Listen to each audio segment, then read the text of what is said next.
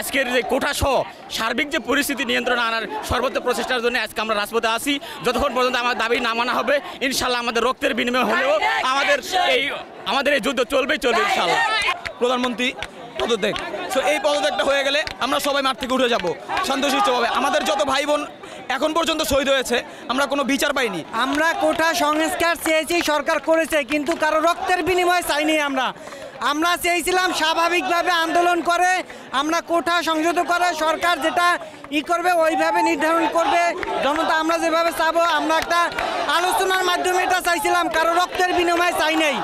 কিন্তু আমরা যে 200-300 মানুষ মারা গেল, এটা আমরা চাই নাই। আমরা স্বাভাবিকভাবে চাইছিলাম যেন মেধাকে প্রায়োরিটি দেওয়া হোক। আমাদের একজন রেমিটেন্স যোদ্ধা মুক্ত, পানি লাগবে, কারো পানি লাগবে বলে একটি শান্তিপূর্ণ সমাবেশে সে পানি বিতরণ করতেছিল। সে আমার সহযোদ্ধা, আমার সহকর্মী।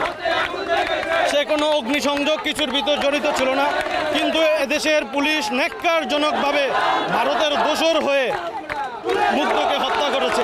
এরকম অসংখ্য মুগ্ধ একটা ছেলেকে বাচ্চাকে মিডিয়ার মাধ্যমে দেখেছি যে বলেছে যে আমার আব্বুকে গুন্ডারা হত্যা করেছে। বিভিন্ন জায়গায় বাচ্চাদেরকে ঘরে হত্যা করেছে, হেলিকপ্টারে গান শ্যুট করে বাচ্চা শিশুরা নিহত হয়েছে। গতকালকে জাতিসংঘের মহাসচিবের বিবৃতিতে 32 জন শিশু হত্যা, অর্থাৎ এই হাসিনা একজন এখন গণঘাতক সরকার হিসাবে এরা পরিণত হয়েছে। এদের কাছে আলেম ওলামা নিরাপদ নয়, এদের কাছে সুশীল সমাজ নিরাপদ নয়, এদের কাছে শিক্ষকরা নিরাপদ নয়, এদের কাছে শ্রমিকরা নিরাপদ নয়। শুধুমাত্র যারা তাদেরকে চাটতে পারবে তারাই তাদের কাছে এখন তাদের সঙ্গ হয়ে দাঁড়িয়েছে। তাদের কাছে বিষয়টা এমন হয়েছে যে সঙ্গে থাকলে ভালো, না থাকলেই জঙ্গি।